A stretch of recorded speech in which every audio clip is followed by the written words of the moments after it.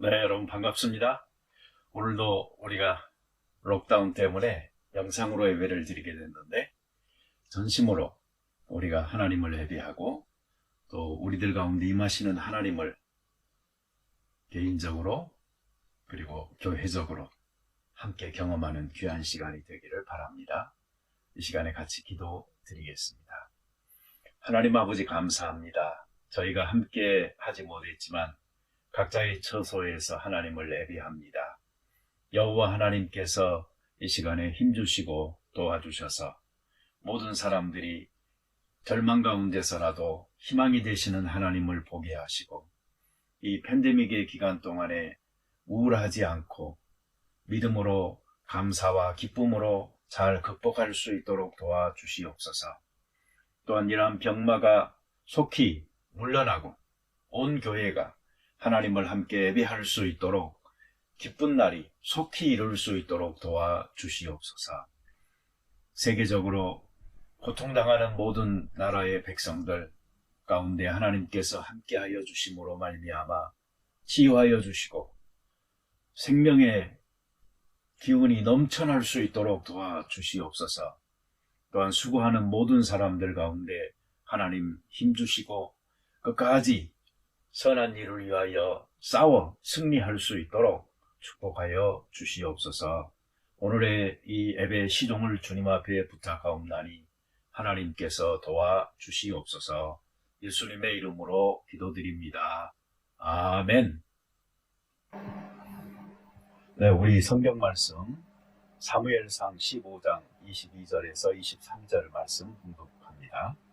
사무엘이 이르되 여호와께서 번제와 다른 제사를 그의 목소리를 청종하는 것을 좋아하신 같이 좋아하시겠나이까. 순종이 제사보다 낫고 듣는 것이 수양의 기름보다 나으니 이는 거역하는 것은 점치는 죄와 같고 완고한 것은 사신 우상에게 절하는 죄와 같음이라. 왕이 여호와의 말씀을 버렸으므로 여호와께서도 왕을 버려 왕이 되지 못하게 하셨나이다 하니. 신약성경 히브리서 13장 14절에서 17절 말씀 공독합니다. 우리가 여기에는 영구한 도성이 없으므로 장차 올 것을 찾나니 그러므로 우리는 예수로 말미암아 항상 찬송의 제사를 여호와께 드리자. 이는 그 이름을 증언하는 입술의 열매니라. 오직 선을 행함과 서로 나누어 주기를 잊지 말라. 하나님은 이 같은 제사를 기뻐하시느니라. 너희를 인도하는 자들에게 순종하고 복종하라. 그들은 너희 영혼을 위하여 경성하기를 자기들이 청산할 자인 것 같이 하느니라. 그들로 하여금 즐거움으로 이것을 하게 하고 근심으로 하게 하지 말라. 그렇지 않으면 너희에게 유익이 없느니라. 아멘.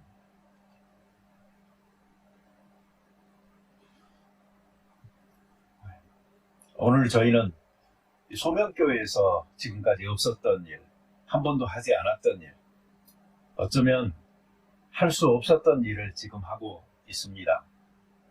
그래서 일부는 설교 동영상을 유튜브로 보면서 영상 예배를 드리고 있고,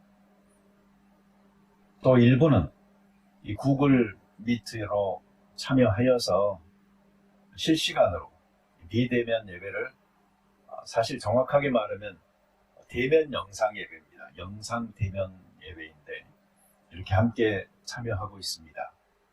이 방식 저 방식으로 어찌됐든 하나님께서 그 이름 높임 받기를 원하면서 여기에 오신 모든 분들을 주의 이름으로 환영합니다. 이 비대면 예배를 계속 드리게 되면서 생각해 봅니다. 우리가 그동안 너무 많은 예배를 드리지 않았나, 또 헛되이 하나님을 예배하지는 않았나, 예배보다 더 앞서야 할 것들이 있지 않을까, 무엇이 본질일까? 우리가 읽은 본문들이 가르쳐주는 한 가지가 있습니다. 예배보다 더 소중한 것이 있다. 그것이 무엇이죠? 순종입니다. 자, 그러면 우리는 순종부터 먼저 하려고 해야 합니다. 예배 드리려고 하기보다. 순종하지 않으면 예배마저도 참된 예배가 될 수가 없는 것입니다. 요즘 보면은 예배에 목숨 거는 교회다. 또 예배에 성공해야 인생에 성공한다 하는 좀 자극적인 그런 구호들을 많이 사용하고 있는 것 같아요. 그러나 조심스럽게 제가 이야기해 봅니다. 여러분, 그렇게까지 할 필요는 없습니다. 목숨까지 걸 필요는 없다는 말입니다. 예배를 귀히 여겨야 하는 것은 맞지만, 그리고 거기에 우선권을 두고 다른 일정들을 조정해야 하지만, 죽으나 사나 그러면은 예배 참석하는 행위 그 자체가 우상이 될 수가 있습니다. 성경에는 예배보다도 더 소중하게 앞서서 너희들이 먼저 할 것들이 있다라고 가르치는 구절들이 있는 것이죠. 심지어 이런 말도 자 있어요. 너희들이 드리는 그 제사로 인해서 내가 이미 배불러 버렸다. 너희들이 제물로 드리는 피를 내가 기뻐하지 아니한다. 이사야서 1장 11절 22절을 보면 너무나 적나라하게 그게 기록되어져 있습니다. 여호와께서 말씀하시되 너희의 무수한 제물이 내게 무엇이 유익하느냐. 나는 순양의 번제와 살찐 짐승의 기름에 배불렀고 나는 숫송아지나 어린 양이나 순염소의 피를 기뻐하지 아니하노라. 너희가 내 앞에 부의로우니 이것을 누가 너희에게 요구하였느냐. 내 마당만 밟을 뿐이라. 쉽게 말하면 나를 피곤하게 하지 말아라. 그만 두고 가라. 뭐 이런 뉘앙스죠. 예배자를 반겨하시는 게 아니고 예배자를 오히려 물리치시는 하나님을 여기에서 보게 되는데, 우리 가인과 아벨의 제사를 통해서 배워야 될 것 배웠어야죠. 뭐냐면 하나님께서 받으시는 예배가 있고 안 받으시는 예배가 있을 수 있다라는 점입니다. 오늘 우리가 드리는 이 예배가 함께 모여서 드리는 대면 예배가 되어졌든 아니면 유튜브로 영상을 통해서 드리는 예배가 되어졌든 아니면 실시간으로 참여하여서 같이 드리는 예배가 되어졌든 그 방식에 관계없이 과연 하나님께서 받으시는 예배를 우리가 드리고 있느냐 하는 이 점이 훨씬 더 중요하게 여겨야 될 부분인 것이죠.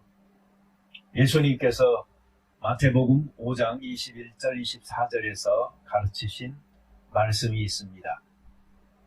옛사람에게 말한 바 살인치 말라. 누구든지 살인하면 심판을 받게 되리라 하였다는 것을 너희가 들었으나 나는 너희에게 이르노니 형제에게 노하는 자마다 심판을 받게 되고 형제를 대하여 라가라 하는 자는 공회에 잡혀가게 되고 미련한 놈이라 하는 자는 지옥불에 들어가게 되리라. 그러므로 예물을 제단에 드리려다가 거기서 내 형제에게 원망받을 만한 일이 있는 것이 생각나거든 예물을 제단 앞에 두고 먼저 가서 형제와 화목하고 그 후에 와서 예물을 드리라. 여러분, 예물을 제단에 드리려다가 거기에서 원망받을 일이 있는 것이 이 형제에게 있다 하는 것이 생각나거든 예물을 거기에다 두고 먼저 가서 화목하고 그리고 그 후에 와서 예물을 드려라 라고 말하고 있는 겁니다. 형제와 화목하는 일이 예배보다 먼저입니다. 그래야 참 예배가 될 수가 있는 것입니다. 혹시 예배만 잘 드리면 더 큰 축복을 받으리라 생각하고 예배 드리는 일에 앞장서시는 분은 안 계십니까? 예배 드리는데 줄기차게 예배는 드리는데 순종하지는 않는 이런 경우가 생길 수 있으니 우리는 정말 조심해야 됩니다. 제사보다 순종이 먼저인 것입니다. 마태복음 21장 31절에서 예수님께서 이런 말 하셨죠.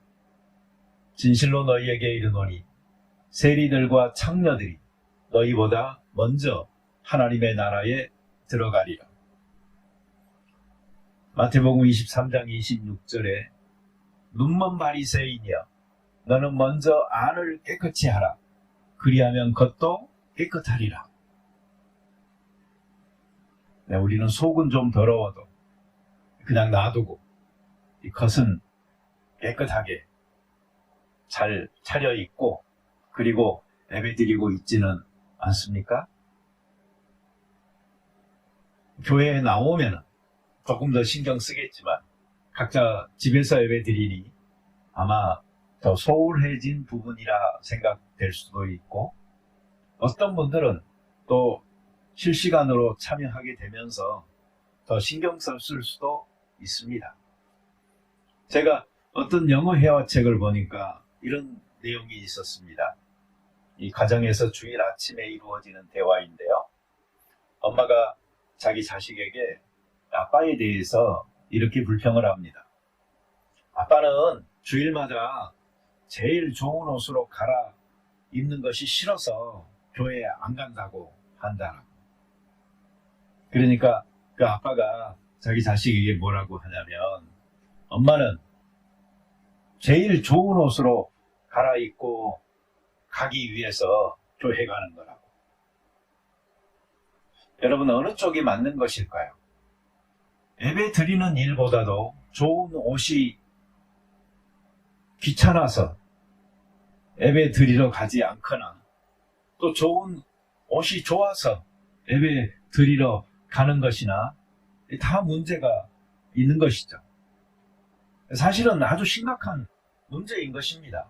왜 그런고 하니 치장이 중요한 게 아니고 내가 중요한 게 아니고 하나님을 예배한다라는 이 사실이 중요한 건데 앞뒤가 바뀐 것입니다. 영상으로 이렇게 얼굴 보면서 예배드리는 일이 또 처음인지라 아마 어떤 분들은 내 옷이, 내 얼굴이, 내 화장이 하면서 엄청 신경 쓰고 있을 수도 있어요. 그러다 보면은 하나님이 작아져 버립니다. 우리가 더 커져 버리는 것입니다. 그래서 참으로 신령과 진정으로 예배드린다는 것은 나를 있는 것입니다. 그리고 오로지 하나님만 생각하면서 그 말씀에 반응하고 이것이 예배인 것입니다. Come as you are and be transformed. 이것이 바로 우리가 예배의 정신 아니겠습니까? 있는 그대로 오십시오. 그리고 변화되십시오. 여기에 무슨 치장이 중요합니까? 아버지 집에 오는 일인데 자식이 온 것 자체가 중요한 것이지 무슨 옷을 입고 왔나 이게 중요하지 않습니다. 아버지께서는 오히려 아들, 딸들 중에서도 더 힘들어 보이는 자식에게 온통 마음이 더 쏠려 가 있는 것이지 우리가 잘 입고 좋아 보이게 오는 거 그것 너무 신경 쓰지 마시기 바랍니다. 제가 이 하나님을 믿으면서 살아온 인생 한 10년 단위로 속에서 무엇이 나에게 중요했나 라는 이 키워드로 정리를 해보면은요 10대 때 저는 신앙생활이 일인 줄 알았습니다. 웬 교회 일이 그렇게 많은지 그렇게 밤새는 날도 많았고 정말 열심히 했었어요. 20대의 저를 지배한 이 신앙적 자세는 열심이었습니다. 주님을 알기 원하는 이 불붙는 열정이 있었고요. 주님을 위해서 내가 뭔가를 해야 한다라는 생각이 아주 지배적이었던 그런 때였습니다. 학업도 그 중에 하나였고요. 호주에 와서 그 열정이 많이 식었습니다. 이 30대의 저를 지배한 신앙 자세는 헌신이었습니다. 주님을 위한 열정이 추상적이지 않고 교회와 목회로 구체화되면서 정착되는 그런 시기였다라고 생각을 합니다. 40대에 저에게 중요했던 신앙 자세는 순종이었습니다. 삶의 자리에서 흔들림 없이 주님의 가르침을 따르는 삶이 요구되는 시기였어요. 그래서 이것도 저것도 전부 다 순종해 보려고 노력했습니다. 그런데 그때의 그 순종은 제가 하려고 했던 것이었고 그것은 어설프고 항상 부족했습니다. 내 생각, 내 방식으로 해보려고 했기 때문입니다. 50대의 저의 신앙 자세는 순응이었습니다. 내가 어떻게 해보겠다라는 것보다는 이 조성되는 환경이나 되어지는 일들을 거스르지 않고 따르려고 했습니다. 그러니까 순종이 조금 됐습니다. 이제 그 60대 초입에 서서 저에게 중요한 것은 무엇일까 생각해 보면은 순명입니다. 내 생각, 방법 다 버리고 지금 이곳에 하나님께서 있으라고 하는 곳에서 하나님께서 명령하신 일을 바로 깨닫고 한치의 오차없이 명령 그대로를 이행하는 그러한 60대가 되어지기를 저는 바랍니다. 여러분들도 그걸 바라서 축복해 주시면 좋겠습니다. 그리고 아마 70대가 되면은 그리고 그 이후에는 예상하건대 저의 신앙의 자세는 순교가 될 것 같습니다.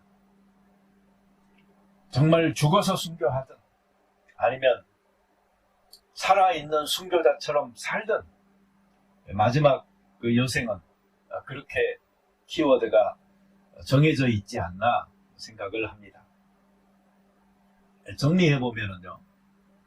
일이나 열심이나 헌신 이것이 중요했던 전반부가 있었고요.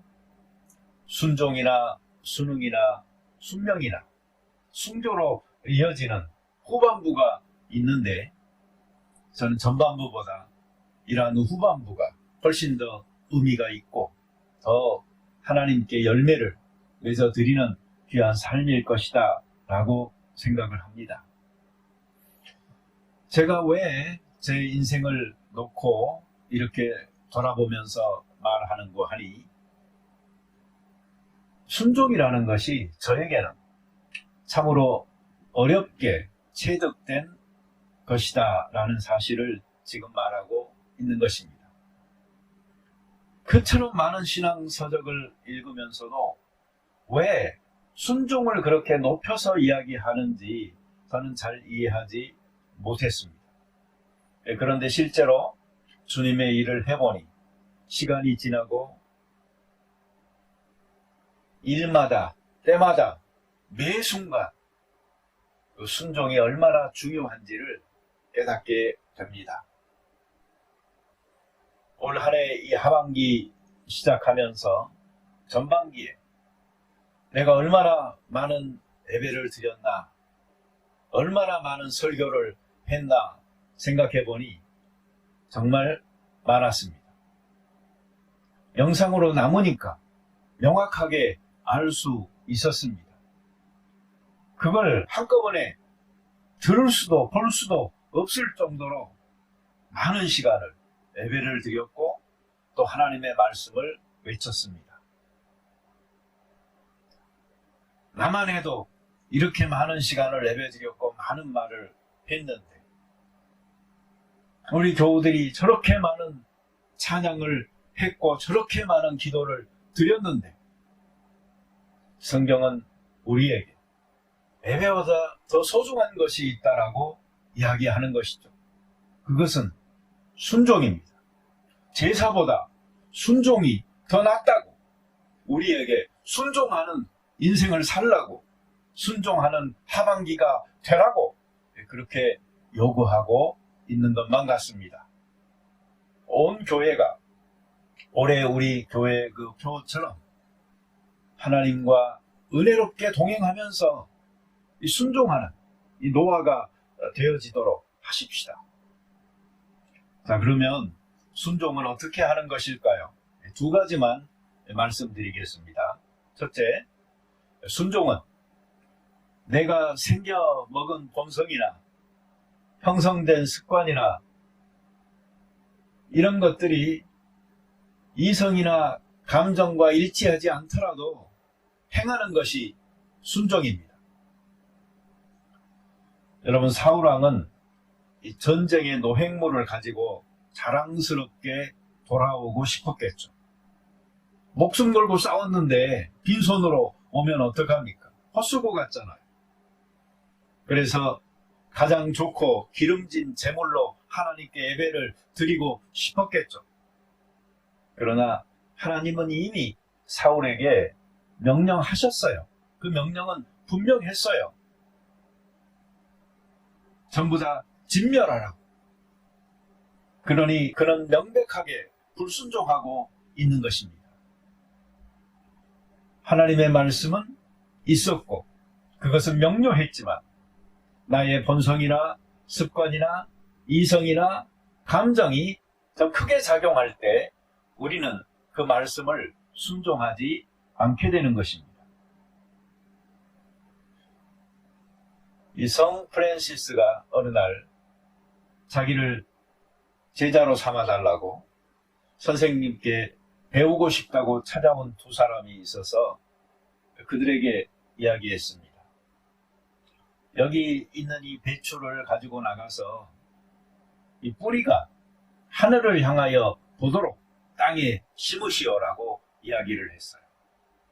그랬더니 한 사람은 그대로 가서 하고 한 사람은 이 유명하신 분이 수도를 너무 오랫동안 하시더니 이제 정신이 이상하게 된 것 같다고 투덜거리고 불순종했습니다.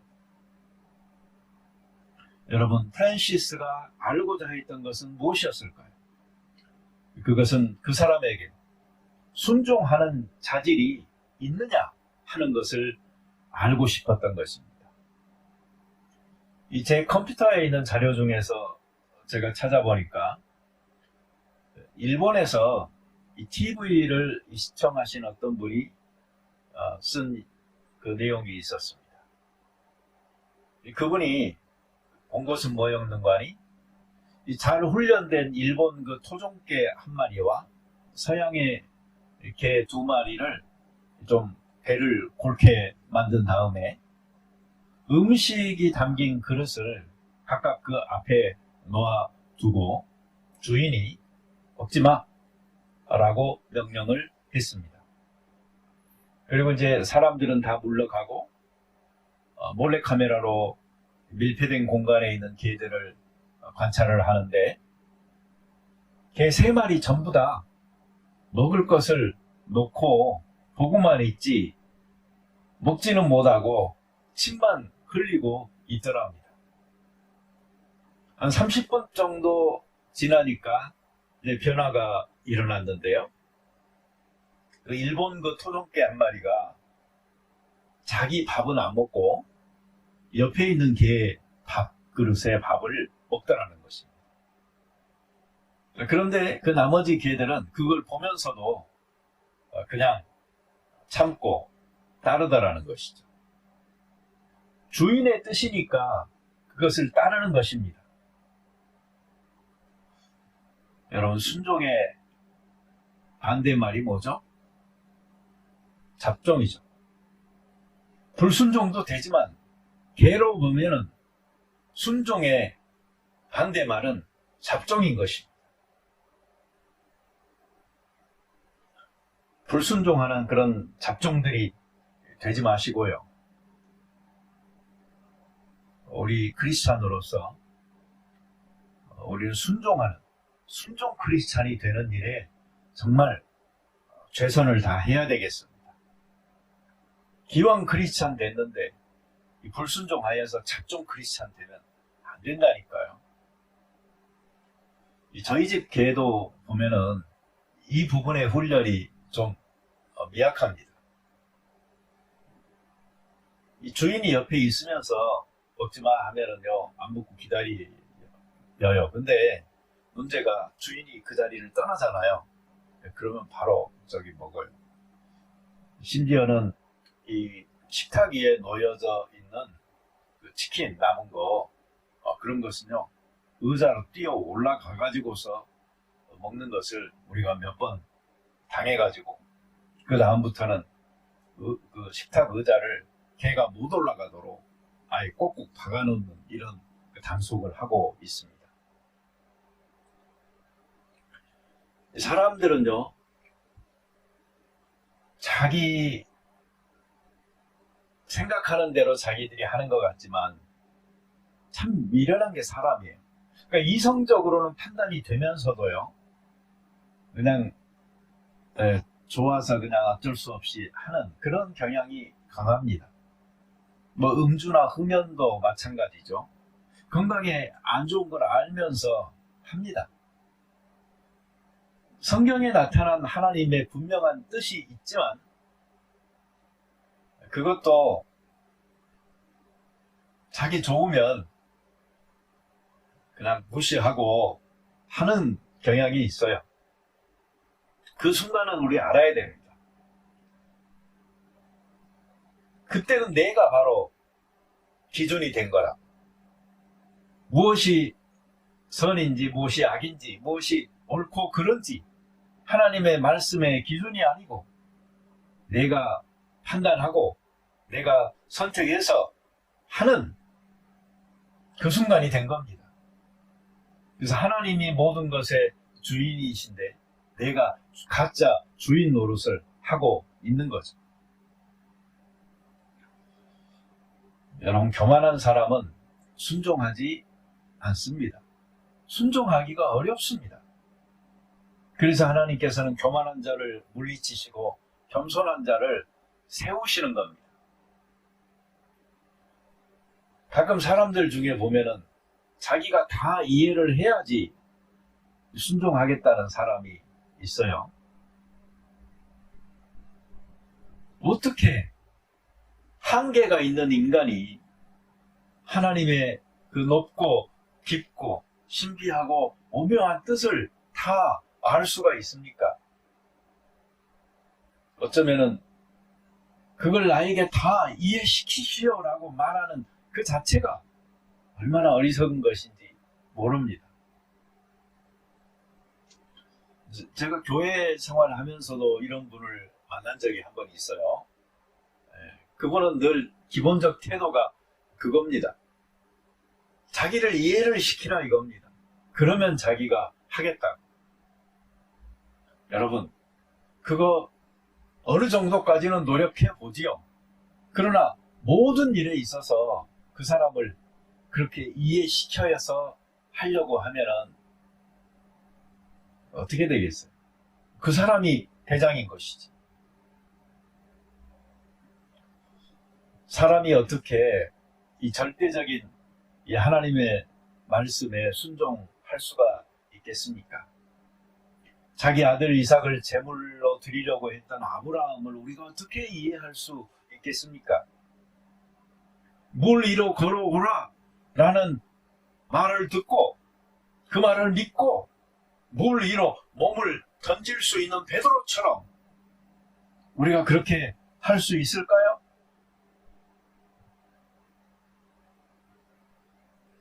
두 번째로요, 순종은 나의 손익 계산이나 또 이 환경, 어떤 상황이 일치하지 않더라도 행하는 것입니다. 사울 왕은 길갈에서 당신의 하나님 여호와께 제사하려고 양과 소를 자기가 취했다라고 사무엘에게 이야기합니다. 그냥 죽이기보다는 제사 드릴 때 써먹어야지라고 생각해서 가장 좋은 것을 내가 취하고, 똑똑하죠? 계산 잘한 겁니다. 그렇지만 결과적으로 그는 하나님의 말씀에 불순종한 겁니다. 보다 근본적 문제는 그의 말 속에 나타나고 있어요. 당신의 하나님 여호와께. 그렇죠? 우리가 뭘 짐작할 수 있죠? 바로 이 순간에 사울 왕에게 하나님은 사무엘의 하나님이었지 자기의 하나님은 아닌 겁니다. 내가 하나님의 뜻인 줄을 알면서도 거역하고 있다면 그 부분적인 불순종이 문제가 아니고 이 근원적으로 내가 하나님과 맺고 있는 관계가 문제일 수 있다는 것을 생각하고 잘 돌아봐야 될 필요가 있는 것이죠. 내 생각대로가 아니고 하나님의 뜻대로 행하는 것, 이것이 순종인 것이고 중요한 순종의 내용인 것입니다. 환경 탓만 하고 아무것도 못하는 사람 우리 주변에 가끔 많이 있어요. 환경은 우리가 최선을 다해 순종해야 할 삶의 터전인 것이지 순종을 방해하는 장애가 되어줘서는 안 되는 것입니다. 어려움이 있다고 해서 못하겠다, 나중에 하겠다, 그러한 태도들은 순종을 유보하는 거죠.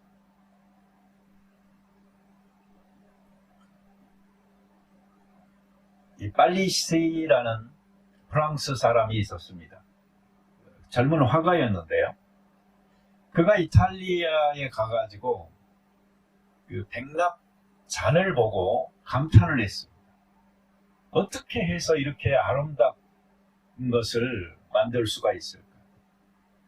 내가 우리나라에서도 이것을 만들어서 정말 공헌을 해보겠다라고 생각을 했어요.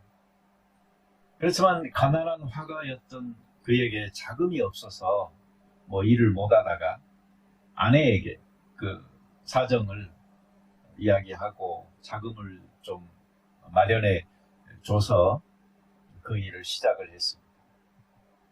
그렇지만 그 이탈리아 그 도자기의 그 성분조차 알아내지 못하고 중단해야 될 위기에 처했어요. 근데 그런 굴하지 않고 어떤 사람에게 자기의 그 하는 일에 대해서 잘 설득을 했습니다. 나중에 성공하면은 크게 돈도 벌 수가 있으니까 도와달라고. 그렇지만 이제 그것도 충분하지 않아서 정말 이제 어려움에 봉착을 했어요. 그런 그러한 어려움을 겪는 중에 자기 아기를 잃게 됐고, 이렇게 유순하던 아내까지도 성격이 변해서 이제 욕도 먹고 원망도 크게 받게 됐습니다. 집에 땔감도 떨어지고, 그렇지만 그는 낙심치 않고 테이블, 의자 가리지 않고 이 나무는 죄다 패서 아궁이에 집어넣으면서 이 도자기 제조에 정말 미친 사람처럼 매달렸습니다. 그리고 마침내 성공해서 말로 형용하기 어려울 만큼 아름다운 색채를 가진 도자기를 발명하게 됐던 것입니다. 저는 이 사람의 이야기를 접하면서 어쩌면 목회자가 가는 길과 그렇게 비슷한 성격이 그 안에 있다라고 생각을 했고, 많은 크리스찬들이 하나님 앞에서 살아가는 삶이 어쩌면 이와 같으리라 라는 생각도 해보게 됐습니다.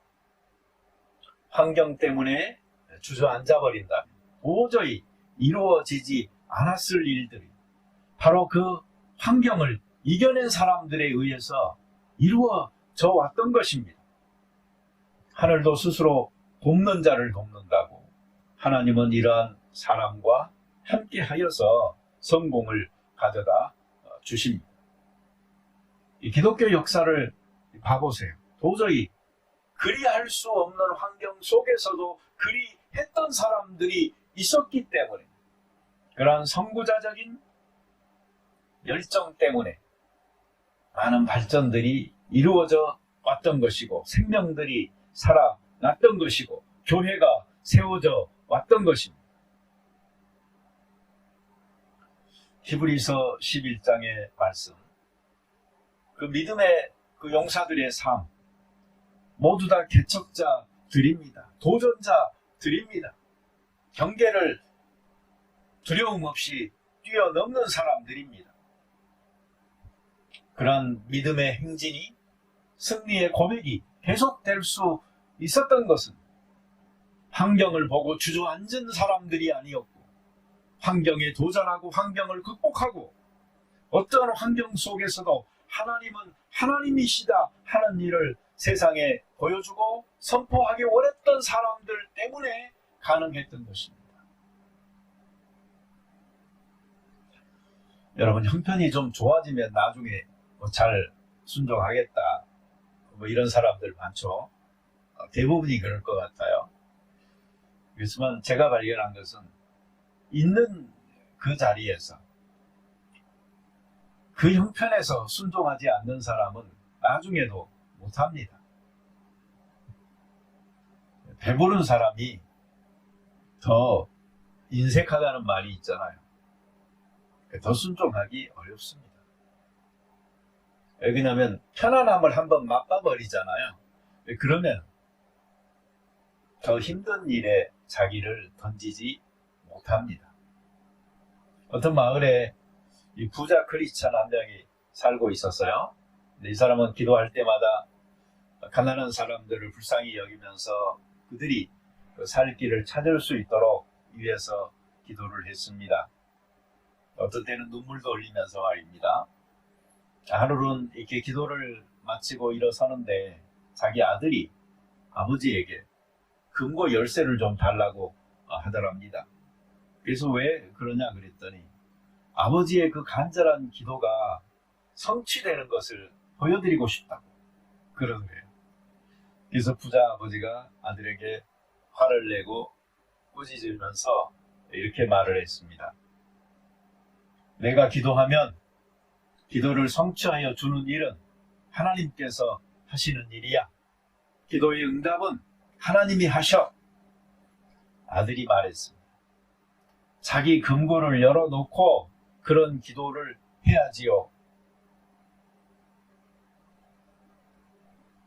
사실 요새 크리스찬 지도자들이 회개해야 될 게 많은데요. 그 중에 하나가 좋은 일, 구제나 선교, 자선 이런 것들을 이야기하면서 사랑의 실천 이러면서 남의 것을 가지고 하려고 해요. 자기의 것은 지키려고 하고 내놓지 않으려고 하고 남에게 받아서 하려고만 하는 것이 문제입니다.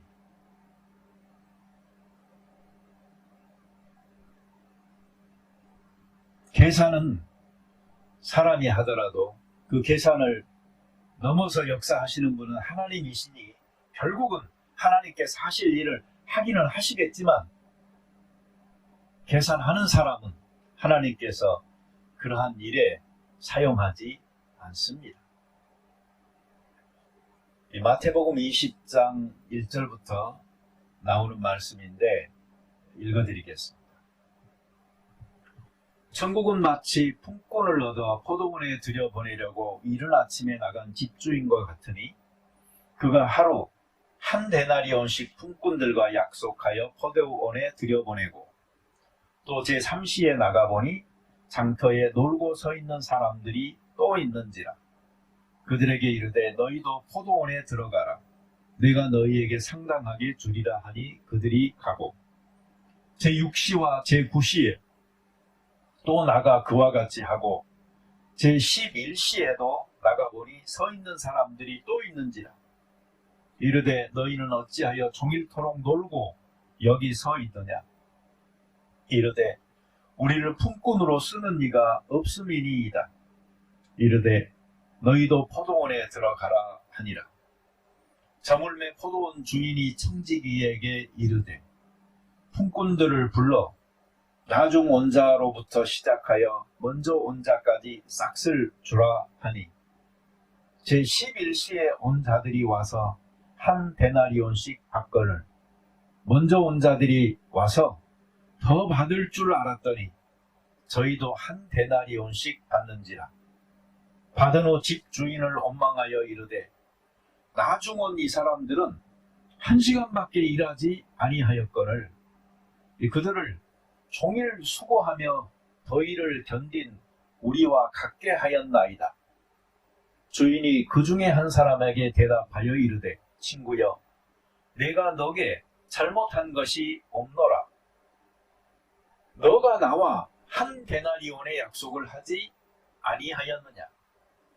내 것이나 가지고 가라. 나중 온 이 사람에게 너와 같이 주는 것은 내 뜻이니라. 내 것을 가지고 내 뜻대로 할 것이 아니냐. 내가 선함으로 너가 악하게 보느냐. 이와 같이 나중된 자로서 먼저 되고 먼저 된 자로서 나중되리라. 무엇을 느끼셨나요? 혹 우리가 하나님의 계산과 다른 셈법을 가지고 있는 것 아닐까요? 나중 온 이 사람들은 1시간밖에 일하지 아니하였거늘 그들을 종일 수고하여 더위를 견딘 우리와 같게 하였나이다. 시간 따지고 수고 따지고 고생 따지고 이게 품꾼의 정신이요 마음이요 한계입니다. 자비한 주인에게는 일꾼이 얼마나 많은 시간을 일했느냐가 중요한 것이 아니었어요. 사람들은 누구나 수입이 있어야 먹고 살 수 있는데 하루를 공치면 안 되는 품꾼들인데 이들에게도 일용할 양식이 필요하고 집에는 가족들이 있을 터인데 그래서 적게 일한 사람도 많이 일한 사람도 같은 일당을 줘서 보낸 것입니다. 이것이 바로 자비하신 하나님의 마음인 것이죠. 시간, 수고, 고생 따라서 공정하게 계산하라고 하는 우리들의 계산과 하나님의 이 계산 방법은 전혀 다른 것입니다. 그런 하나님을 우리는 자꾸 우리의 이 공식에다가 집어 넣어가지고 이해하려고 하니까 하나님을 이해할 수가 없는 것입니다. 하나님의 마음을 이해하려면 우리의 공식이 아니고 하나님의 마음의 그 뜻의 공식에 맞춰서 우리가 생각하고 행하는 이 순종의 삶이 있을 때에 가능한 것입니다. 제가 지내온 이 신앙여행의 시간들을 돌아보면은 제가 정말 의도적으로 순종하려고 노력했던 어떤 분이 계십니다. 그분은 제가 고등학교 졸업하면서 저를 서른집사로 임명하신 분인데 그리고 신학을 하도록 인도하신 나이 많으신 목사님이셨는데 한 교회에서만 쭉 신앙생활을 하다가 제가 신학을 하면서 많은 목사님들을 만나게 되잖아요. 그리고 우리 담임 목사님이 하시던 말씀은 난 항상 다 옳은 건 줄 알았는데 이분이 너무 보수적인지라 나중에 보니까 이 성경의 말씀을 원래 의도는 그게 아닌데 잘못 이렇게 이해하셔서 가르친 것들도 꽤 되더라니까요. 그러니 나중에는 이 그분의 설교도 잘 안 들어오고 그 시키는 일에도 기쁜 마음으로 순종하기가 어렵더라고. 뭐 주일날 TV 보지 말아라, 뭐 돈 쓰지 말아라, 뭐 이런 건 괜찮아요. 성수주일에 도움은 되는 거니까. 근데 그 주일학교 찬송과 계도에 못 하나 박으면은 아이들과 예배 잘 드릴 수 있는데 그 못 박는 소리 듣고 나오셔가지고 주일날이니까 못 박지 말으라고 그랬어요. 그날 예배도 찬송과 계도 없이 드리는 이런 경우들을 겪으니 참 어렵더라고요. 그래서 제가 그 성경책 그 겉표지 한 장 딱 펼치면 보이게끔 거기에다가 그 순종이라고 써있는 스티커 하나를 붙이고 제가 신앙생활을 했던 적이 좀 있었어요. 지금 생각해 보면은요,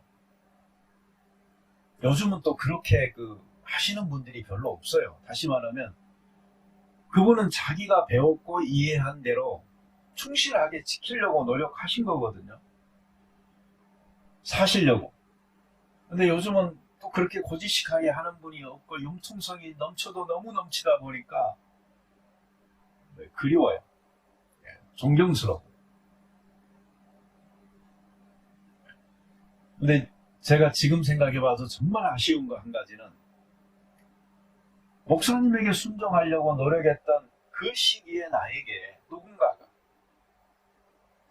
하나님께 순종하는 것, 하나님의 말씀에 순종하는 것이 정말로 중요하다라고. 그래서 그 순종을 위해서 의식적으로 지속적으로 나를 훈련하면서 노력할 수 있도록 가르쳤다면 얼마나 좋았을까라는 아쉬움이 있어요. 정말 커요. 여러분, 제가 순종에 대해서 설교를 하니까 목사에게 잘 순종해야지 이렇게 생각하시는 분이 혹시 있을지도 모르겠어요. 나쁘지 않은 생각입니다. 순종 잘 하십시오. 그러나 극복하셔야 돼요. 목사도 사람이다. 궁극적으로는 우리는 하나님께 그리고 하나님의 말씀에 순종하여 살아가는 것이 순종 크리스찬의 참 모습이다 하는 그 정신으로 우리가 살아가야 되는 것입니다. 올 한 해 이제 상반기가 끝났고 하반기가 시작이 됐어요. 남은 올 한 해 동안 여러분 개인의 삶과 우리 교회 공동체 생활 속에서 하나님께 순종하는 모습들이 좀 여기저기에서 보여줬으면 좋겠어요. 그래서 모두가 하나님의 사랑받는 자녀들로 바로 서는 올 한 해가 되어지기를 축원합니다. 같이 기도드리겠습니다. 자비로운 주님 감사합니다. 오늘 사울을 통해서 순종하지 못한 한 모델을 봤습니다. 이것이 사울만이 아니고 우리들 모두가 아닐까 생각도 해봅니다. 시간 관계상 예수 그리스도가 고난을 통해서 순종을 배우셨다는 부분에 대해서 우리가 살펴보지는 못했는데 우리가 실제로 삶을 살면서 늘 기억하게 도와주시옵소서. 예수님까지도 고난을 통해서 순종을 배우면서까지 하나님 앞에서 사셨다면 오늘 우리도 우리의 삶의 고난을 통하여 역경을 만날 적마다 그러한 순종의 단계 하나씩을 넘어갈 수 있는 사람들 되게 하시고 충실한 믿음으로 결국은 승리하는 도전자의 선구자의 삶을 걸어갈 수 있게 도와 주시옵소서. 내 생각과 내 뜻, 내 계획보다 하나님의 뜻에 초점을 맞추고 그 주권에 순종하여 하나님의 영광을 드러내는 귀한 우리들 되게 도와 주시옵소서. 예수님의 이름으로 기도드립니다. 아멘.